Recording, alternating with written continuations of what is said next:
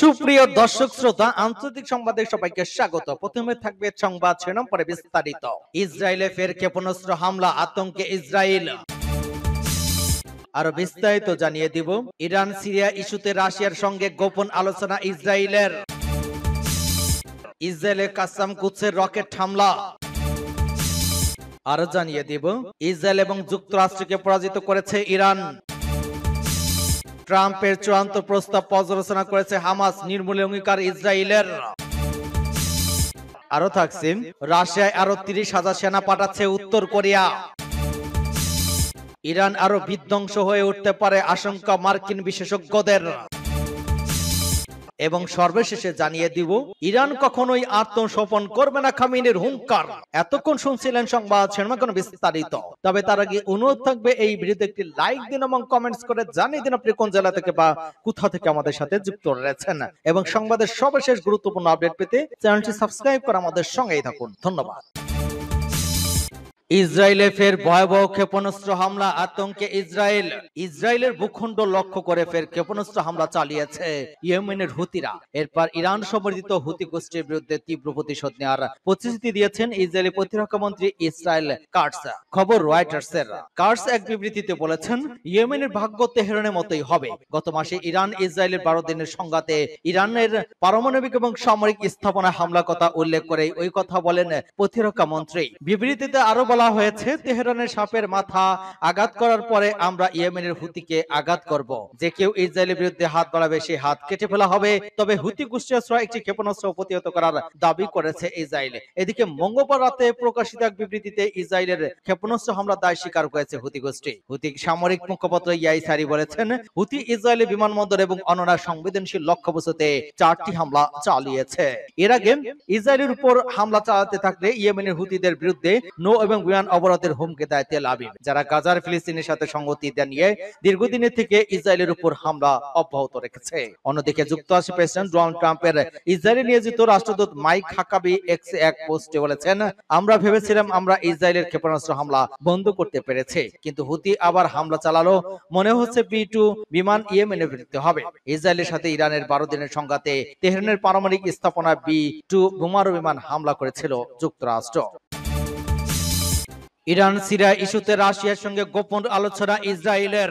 Iran এবং Syria ইস্যুতে রাশিয়ার সঙ্গে গোপন আলোচনা করেছে ইসরায়েল। ইরানের সঙ্গে সংঘাতের পর যুদ্ধবিরতির ফাঁকে কূটনৈতিক তৎপরতা জোরদার করেছে ইহুদিবাদী দেশটি। ইসরায়েলি গণমাধ্যমের বরাদ্দে ওই তথ্য সামনে এসেছে। সংবাদ মাধ্যমের প্রতিবেদনে বলা হয়েছে, ইসরায়েল এবং রাশিয়ার মধ্যে ইরান এবং সিরিয়াকে ঘিরে গোপন আলোচনা চলছে বলে দাবি করেছে ইসরায়েলের সরকারি প্রচার সংবাদ মাধ্যম কান। ওই আলোচনা শুরু হয়েছে ইসরায়েলের ইরান যুদ্ধবিরতির পর্বে, যার মধ্যে দিয়ে দুই দেশের মধ্যে উত্তেজনার আপাতত অবসান হয়েছে। প্রতিবেদন অনুযায়ী, রাশিয়া যখন ইসরায়েল ইরান বিরোধী মধ্যস্থতার প্রস্তাব দেয়, তখন যুদ্ধবিরতির এক সপ্তাহের মাথায় ইসরায়েল মস্কোর সঙ্গে আলোচনা শুরু করে। আলোচনার নির্দিষ্ট বিষয়বস্তু প্রকাশ করা হয়নি, তবে ইঙ্গিত মিলেছে বিষয়বস্তু ছিল ইরান এবং সিরিয়া নিয়ে দ্বন্দ্ব এবং কূটনৈতিক সমাধান খোঁজা। এই আলোচনার পাশাপাশি ইসরায়েল চায় যুক্তরাষ্ট্রের সঙ্গে একটি বিস্তৃত চুক্তিতে পৌঁছাতে, বিশেষ করে ইরান ইস্যুতে। কানের প্রতিবেদন বলা হয়, ইসরায়েলি প্রধানমন্ত্রী বেনিয়ামিন নেতানিয়াহু আগামী সপ্তাহে মার্কিন প্রেসিডেন্ট ডোনাল্ড ট্রাম্পের সঙ্গে ওয়াশিংটনে বৈঠক করবেন। সেখানে ইরান নিয়ে একটি কাঠামোগত চুক্তির রূপরেখা তুলে ধরার পরিকল্পনা রয়েছে। ওই কাঠামোতে এমনভাবে তৈরি করা হতে পারে যাতে লেবাননের সঙ্গে ইসরায়েলের আগের চুক্তির মতো হয়, যেখানে অস্ত্র নিয়ন্ত্রণ এবং নিরাপত্তা সংক্রান্ত দিকগুলোর উপর জোর দেওয়া হয়েছিল। এদিকে যুদ্ধবিরতির পর ইসরায়েল আবারও আব্রাহাম আকার্স বা আরব দেশগুলোর সঙ্গে স্বাভাবিককরণ চুক্তিগুলো সম্প্রসারণের বিষয়ে আলোচনা শুরু করেছে। ওই চুক্তির আওতায় অতীতে কয়েকটি আরব দেশের সঙ্গে কূটনৈতিক সম্পর্ক স্থাপন করেছে ইসরায়েল। কারণ দাবি করেছে ওই প্রক্রিয়ার অংশ হিসেবে এখন সিরিয়ার সঙ্গে সম্ভাব্য আলোচনার ইঙ্গিত পাওয়া যাচ্ছে, যদিও এই বিষয়ে সরকারিভাবে কিছু নিশ্চিত করা হয়নি। সূত্র আনাদোল এজেন্সি। ইসরায়েলে কাসেম কুদসের রকেট হামলা। ফিলিস্তিনি প্রতিরোধ সংগঠন আল কুদস ব্রিগেড ঘোষণা করেছে, তারা ইসরায়েলের রকেট হামলা চালিয়েছে। গাজার সীমান্তবর্তী ওই শহরে হামলার বিষয়টি ইসরায়েলি গণমাধ্যম নিশ্চিত করেছে। তাদের প্রতিবেদনে বলা হয়েছে, গাজা থেকে সিদরাতের দিকে অন্তত 3টি রকেট ছোড়া হয়েছে। এদিকে হামাসের সামরিক শাখা আল কাসেম ব্রিগেডও এক বিবৃতিতে জানিয়েছে, তারা দক্ষিণ গাজার খান ইউনিস এলাকা থেকে ইসরায়েলি বসতি নির ইৎসাক এবং মিফতাসিম দিকে QT-20 ধরনের রকেট নিক্ষেপ করেছে।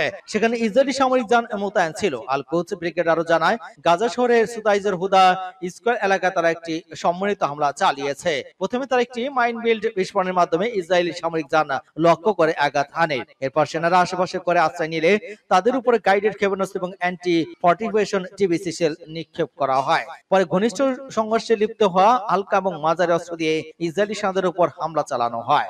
এতে ইসরায়েলি সেনাবাহিনী নিহত এবং আহত হওয়ার খবর জানায় আল কুদস ব্রিগেড। ইসরায়েল এবং যুক্তরাষ্ট্রকে পরাজিত করেছে ইরান। তেহরানের প্রাণকেন্দ্রে আয়োজিত শহীদদের স্মরণসভা ইরানের সশস্ত্র বাহিনীর প্রধান মেজর জেনারেল আব্দুর রহিম মুসাবি বলেছেন, ইরান ইসরায়েল এবং যুক্তরাষ্ট্রের বিরুদ্ধে বিজয় অর্জন করেছে। ভবিষ্যতে যে কোনো আগ্রাসন করা জবাব দেওয়া হবে।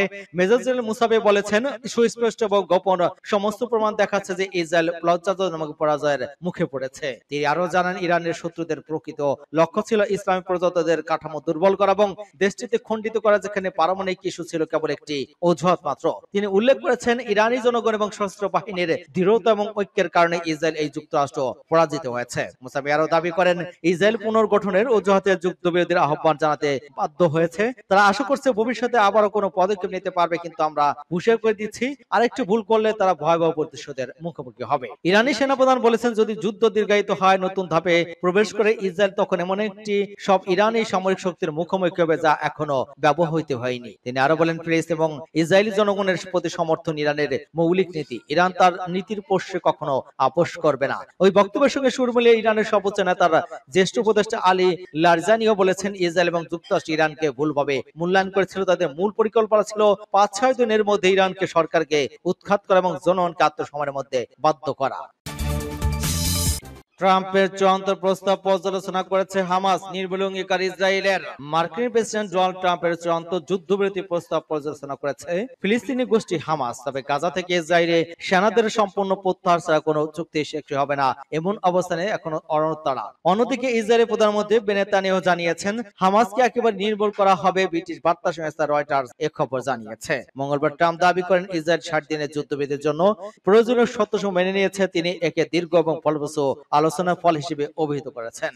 হামাস এক বিবৃতিতে জানিয়েছে, তারা মিশর এবং কাতারের কাছ থেকে পাওয়া নতুন প্রস্তাবগুলো পর্যালোচনা করছে। তবে যুদ্ধ শেষ বা গাজা থেকে ইসরায়েলি সেনা প্রত্যাহারের নিশ্চয়তা না থাকলে কোনো চুক্তি কার্যকর হবে না। হামাস একটি ঘনিষ্ঠ সূত্র জানিয়েছে, প্রস্তাবটা নিয়ে নেতারা বলে আলোচনা করছেন এবং মধ্যস্থদের কাছ থেকে বিস্তারিত ব্যাখ্যা চাওয়া হয়েছে। ট্রাম্পের ঘোষণার পর প্রথম প্রকাশ্যে প্রতিক্রিয়া ইসরায়েলের প্রধানমন্ত্রী বেনিয়ামিন নেতানিয়াহু বলেন, হামাস থাকবে না, হামাস ফিরে আসবে না, এটা শেষ হয়ে গিয়েছে। তিনি দেশটির ট্রান্স ইসরায়েলি পাইপলাইন প্রকল্পের এক বৈঠকে এই মন্তব্য করেছেন। তার বক্তব্যে হামাসকে নির্মূল পুরনো অবস্থান প্রমুক্ত ছাড়া কোনো নতুন কোনো সমঝোতার ইঙ্গিত নেই। গাজা ২১ মাসের টানা যুদ্ধের মধ্যে যারা বহুবার ঘরছে পালিয়েছে, প্রতিদিন খাদ্য সংকটে ভুগছে, তাদের মধ্যে এই প্রস্তাব সামান্য হলেও আশাবাদের জন্ম দিয়েছে।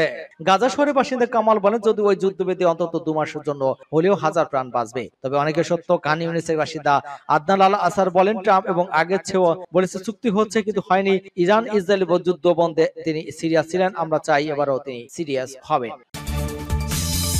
রাশিয়ায় আরো ৩০,০০০ সেনা পাঠাচ্ছে উত্তর কোরিয়া। ইউক্রেনের বিরুদ্ধে রাশিয়ার হয়ে যুদ্ধ করতে নতুন করে ২৫ থেকে ৩০,০০০ সেনা পাঠাতে যাচ্ছে উত্তর কোরিয়া। ইউক্রেনের গোয়েন্দারা এমন তথ্য জানাতে পেরেছেন বলে সংবাদপত্রের প্রতিবেদনে দাবি করা হয়েছে। গোয়েন্দারা বলেছেন, আগামী কয়েক মাসের মধ্যে নতুন সেনারা রাশিয়া পৌঁছাতে পারে। এর আগে ২০২৪ সালের নভেম্বরে ১১,০০০ উত্তর কোরিয়ার সেনারা ইউক্রেনের বিরুদ্ধে যুদ্ধ করতে যায়। তারা রাশিয়ার ক্রুজ অঞ্চলে ঢুকে পড়া ইউক্রেনের সেনাদের বিরুদ্ধে লড়াই করে। এর পরিপ্রেক্ষিতে ইউক্রেন তাদের বেশিরভাগ সেনাকে কুরস্ক থেকে প্রত্যাহার করে নিতে বাধ্য হয়। এছাড়া অনেক সেনা মারাও যান। পশ্চিমাদের তথ্য অনুযায়ী কুরস্ক যুদ্ধ করতে গিয়ে উত্তর কোরিয়ার ৪,০০০ সেনা আহত বা নিহত হচ্ছেন। তবে রাশিয়ার সেনা পাঠানোর বিষয়টি নিয়ে পিয়ং এবং বেইজিং এর পক্ষ থেকে নিরাপত্তা বজায় রেখেছে। সংবাদমাধ্যম সিএনএন এর কাছে নতুন গোয়েন্দা তথ্য শেয়ার করেছে ইউক্রেন। এতে বলা হয়েছে, রুশ বাহিনী ইউক্রেনের যেসব অঞ্চল দখল করেছে সেগুলো অক্ষুণ্ণ রাখে এবং বড় ধরনের অভিযানে অংশ নেবে উত্তর কোরিয়ার সেনারা। তারা তাদের অস্ত্র সজ্জিত করার সক্ষমতা রাশিয়ার রয়েছে। সূত্র সিএনএন। ইরান আরো বিধ্বংসী হয়ে উঠতে পারে আশঙ্কা মার্কিন বিশেষজ্ঞদের। আন্তর্জাতিক পরমাণু শক্তি সংস্থা আইএর সঙ্গে সম্পর্ক স্থগিতের পর ইরান আরো বিধ্বংসী হয়ে উঠতে পারে বলে আশঙ্কা প্রকাশ করেছেন মার্কিন বিশেষজ্ঞরা। মার্কিন গণমাধ্যম এবিসি নিউজকে দেওয়া এক বক্তব্যে তারা জানান, তেহরান গোপনে পারমাণবিক অস্ত্র তৈরির পথে হাঁটতে পারে। গত মাসে যুক্তরাষ্ট্র এবং ইসরায়েলের সাথে যৌথ বিমান হামলায় ইরানের ফর্দ, ইস্পাহান এবং নাতানজে অবস্থিত গুরুত্বপূর্ণ পরমাণু স্থাপনার ব্যাপক ক্ষয়ক্ষতি হয়েছে বলে দাবি করেছেন মার্কিন প্রেসিডেন্ট ডোনাল্ড ট্রাম্প। হামলার পর থেকে মধ্যপ্রাচ্যে উত্তেজনা চরম পর্যায়ে পৌঁছেছে। এই প্রেক্ষাপটে ইরানি পার্লামেন্ট এবং গার্ডিয়ান কাউন্সিলের অনুমোদনের পর গতকাল বুধবার প্রেসিডেন্ট মাসুদ পেজিশকিয়ান আইএইএর সঙ্গে সম্পর্ক স্থগিতের আইনে স্বাক্ষর করেন। ফলে জাতিসংঘের পর্যবেক্ষকরা এবং ইরানের পারমাণবিক কেন্দ্রগুলো প্রবেশ করতে পারবে না। এদিকে নিউজ প্রতিবেদনে বিশেষজ্ঞরা জানান, ওই পদক্ষেপে বিপজ্জনক উল্লেখ করে বলেছেন, আন্তর্জাতিক পর্যবেক্ষণ ছাড়া ইরান হয়তো গোপনে পরমাণু অস্ত্র কর্মসূচি জোরদার করতে পারে। এছাড়া পরমাণু অস্ত্র বিস্তার রোধে স্বাক্ষরিত আন্তর্জাতিক চুক্তি থেকে এনটিপি থেকেও তেহরান সরে আসতে পারে বলে ধারণা করা হচ্ছে। ইরান কখনোই আত্মসমর্পণ করবে না, খামেনির হুঙ্কার। ইরানের সর্বোচ্চ নেতা আয়াতুল্লাহ আলী খামেনি বলেছেন, ইরান কখনো আত্মসমর্পণ করবে না। মার্কিন প্রেসিডেন্ট ডোনাল্ড ট্রাম্পের বার্তার কথা উল্লেখ করে তিনি বলেন, ট্রাম্প তার এক বক্তৃতায় বলেছিলেন যে ইরানকে আত্মসমর্পণ করতে হবে। ট্রাম্প সত্যকে উন্মোচন করেছেন যে আমেরিকা কেবল ইরানের আত্মসমর্পণে সন্তুষ্ট হবে, কিন্তু আত্মসমর্পণ কখনোই হবে না। আমরা শক্তিশালী জাতি। মার্কিন প্রশাসনের সমালোচনা করে তিনি আরো বলেন, আমেরিকা কেবল যদি যুদ্ধে হস্তক্ষেপ করেছিল কারণ তারা মনে করেছিল যদি তারা হস্তক্ষেপ না করে তাহলে ইহুদিবাদী শাসন ব্যবস্থা সম্পূর্ণরূপে ধ্বংস হয়ে যাবে। ইসলামী প্রজাতন্ত্র আঘাতে ইহুদিবাদী শাসন ব্যবস্থা প্রায় ভেঙে পড়েছিল এবং চূর্ণ বিচূর্ণ হয়ে গিয়েছিল।